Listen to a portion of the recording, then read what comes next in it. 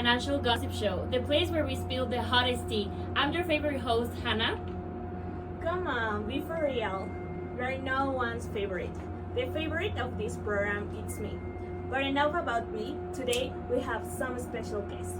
Come on, Juan, don't be shy. Hi, I'm not so happy to be here, but anyways, today we are diving into a true legend of global finance. I'm talking about the International Bank of Settlements. And finally, we have two not that great economists, Iñaki. Hello, my name is Iñaki. Shut it, we don't care. Can we just dive into it so I can go? And finally, Cass, where is she? Where is she? Well, let's talk about the IBS. Yeah, the bank that is not a bank for regular people, but somehow controls more money than you'll ever see in your lifetime. Who's behind it? What are they doing with all that cash? And most importantly, why haven't they give us a loan? Let's find out. Start from the beginning and go back in time to 1930s. World War I has ended and Europe was drowning in debt. Worse than a college student with student loans, am I right? To manage war repairs, the IBS was created in Switzerland. Actually, the founders were Germany. They had the baguette people, the waffle people, the pizza guys, and the Japs. And with the help with US banks.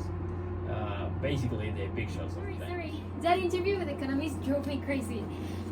But I kind of heard what you were talking about. And let me begin with a fun fact. Here's a twist. What started as a warp debt collector evolved into the boss of central banks, from chasing payments to controlling global finance. Talk about a global. Enough about that. Did you want the complete tea? Let's go with the interview. Mira, yo egresé desde el año 1998 de la Universidad Juárez Autónoma de Tabasco como economista. Tengo una maestría en Administración y Políticas Públicas. Mi experiencia laboral ha sido mucha o buena parte de administración pública, pero también he trabajado en el sector privado muchos años en una financiera, en una Sofom en el. Ok, muchísimas gracias. Ahora, comenzando con las preguntas. ¿Nos podrías decir quiénes son los dueños del Banco de Pagos Internacionales? Sí, claro que sí. El Banco de Pagos Internacionales es propiedad de los bancos centrales de diversos países. No es un banco privado ni pertenece a un solo gobierno.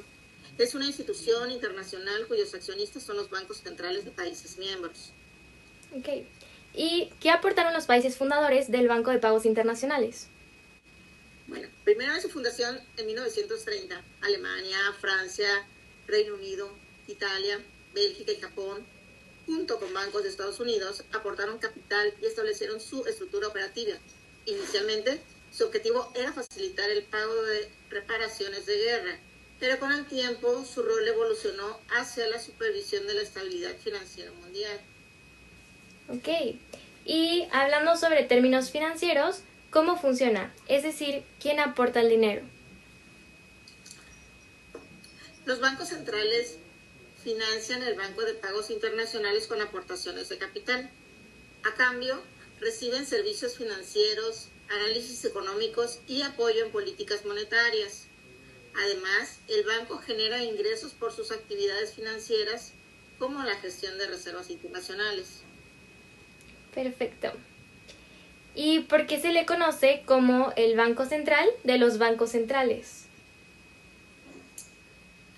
Bueno, porque su función principal es asistir a los bancos centrales, proporcionándoles liquidez, resguardando reservas y fomentando la cooperación internacional. No presta dinero a gobiernos ni empresas, solo a bancos centrales. Ok, muy interesante. Y por último, para concluir, ¿qué impacto tiene hoy en día la economía global? Es clave en la regulación bancaria y la estabilidad financiera. Ayuda a prevenir crisis, coordina respuestas a shocks económicos y está explorando temas como las monedas digitales de bancos centrales para el futuro del sistema financiero. But let us elaborate better. Do you know which are the main objectives of the IBS? Of course, we're not stupid. The first one is to promote cooperation between central banks. The second one is to serve as a bank for central banks. And the last one is to act as a form of discussion for international or global economic policies. So many texts. For the dummies, it's like the moderator of the world's economy. It doesn't lend money to the countries like in the IMF, but it does help when the things get For messy. example, the 2008 financial crisis. The IBS already warned about the risk of reckless mortgage lending, but nobody listened until it all collapsed. Okay, but aren't you planning on talking? Juan, you haven't said anything interesting since you What? entered that. Would you rather gossip about your ex or your drinking problem? Unlike Wells Fargo, the IBS only works with central banks. It offers services like policy guidance, loans, and deposits. It also publishes reports on inflation, interest rates, and financial risks. Think of it as the oracle of global finance, but without a crystal ball. It doesn't just predict problems, it helps prevent them. For example, with the Asian financial crisis hit in 1997, the IBS analyzed the whole thing and then suggests some stricter regulations to avoid future collapses. Okay, but let's talk about the main functions of the IBS. One of its most important functions is setting banking regulation. Like Basel III, a set of rules that force banks to keep enough capital to avoid collapse. It also provides technical assistance to central banks on monetary stability and economic policies. I know that you know, but let me tell you about the services it offers. It offers deposits in foreign exchange, gold, microeconomic studies that tend to influence global policies. If central banks were students, the IBS would be the teacher handing out pub quizzes. And now let's talk about the global impact of the IBS. Thanks to the IBS, central banks have stricter regulations and kind of like these crisis management strategies. And during the COVID-19 crisis, it promoted flexible monetary policies to prevent a financial meltdown. But not everyone is a fan. Some critics say that it protects banks more than people. Other people say that it has too much power, but is it really safe to have one institution with zero democratic control? The debate is still wide open. And talking about debates, it's true there has been one about the evolution of the IBS. It has Yes, changed. for example, in the 70s, it helped stabilize the whole financial system after the Bretton Woods collapse. Then in the 80s and in the 90s, it was more focused on banking regulations. And now in the 21st century, it's more focused on cryptocurrency and digital banking. Wait. Did you hear about the coolest dictator Bukele backing down from the decision to using cryptocurrency as their official currency?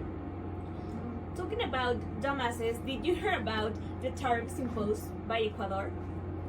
What a dickhead! Wait, can we curse in this show? Yes, keep it going. It's researching central bank digital currencies. Could the IBS be the one to lead in the next financial revolution? Only But time enough will about the past. Let's talk about the future of the IBS. One of the biggest challenges for IBS is digitalization. With cryptocurrencies and decentralized finance, regulating money is going to become trickier than a New Year's resolution. And talking about New Year's resolution, how is it going, Iñaki? Did you finally stop drinking? Okay. But now let's talk about a real case. The 2008 financial crisis. Banks were handing out loans like candy on Halloween. And when people couldn't pay, the whole system crashed. The IBS already warned about the dangers of financial derivatives, but of course, no one listened. Actually, after the crisis, IBS pushed a reform, the Basel III.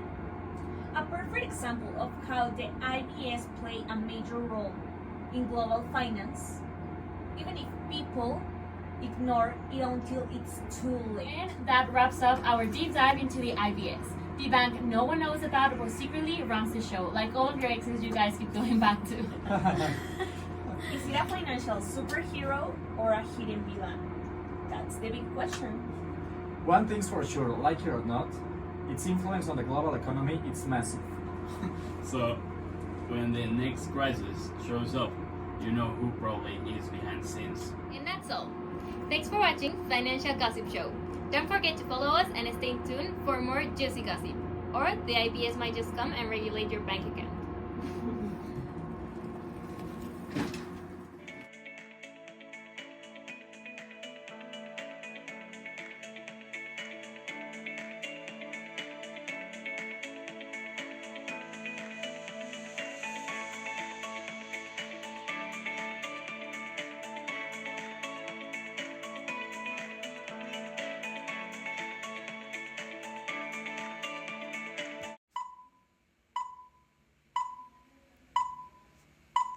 Well,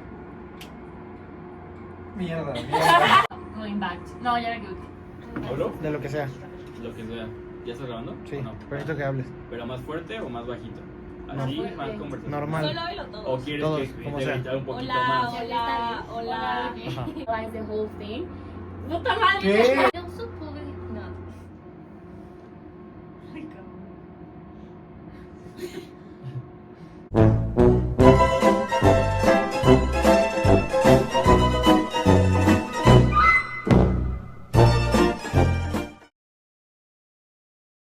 Welcome to Financial Gossip Show, the place where we spill the hottest financial secrets. Today we're diving into the true legend of global finance, the Bank of International Settlements, or BIS. Yeah, the bank that's not a bank for regular people, but somehow controls more money than you'll ever see in your lifetime. Who's behind it? What do they do with all that cash? And most importantly, why haven't they given us a loan? Let's find out. Let's go back in time to 1930. World War I had ended, and Europe was drowning in debt, worse than a college student with student loans. To manage war reparations, the BIS was created in Basel, Switzerland. And the founding countries were Germany, France, UK, the pasta people, the Belgium, Japan, and banks from US. Basically the financial bishops of the time. But here's the twist. What started as a war debt collector evolved into the boss of central banks, from chasing payments to controlling global finance. Talk about a glow up.